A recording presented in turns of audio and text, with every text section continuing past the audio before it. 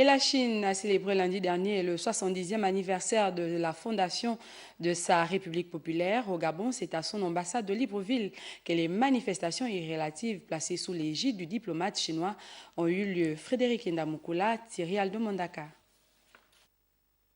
Un 70e anniversaire de la fondation de la République populaire de Chine, célébré sous fond de succès économique, entouré de nombreuses autorités de la République gabonaise, le diplomate chinois a magnifié cette croissance spectaculaire réalisée en 7 décennies.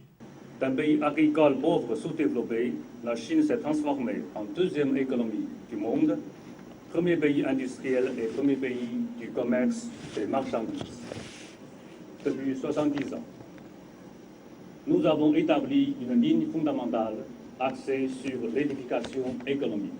La Chine demeure le premier partenaire commercial du Gabon depuis 5 ans et surtout le premier acheteur et l'investisseur important.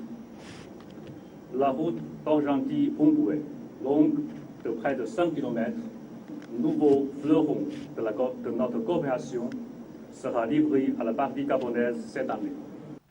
Concernant la coopération sino-gabonaise agissante depuis 45 ans, le pays de l'Empire du Milieu demeure un partenaire privilégié. 5 nouvelles usines chinoises de transformation du bois se sont récemment installées dans la zone Ngok. La Chine est un État communiste à parti unique, créé le 1er octobre 1949. Elle compte plus d'1,4 milliard d'habitants.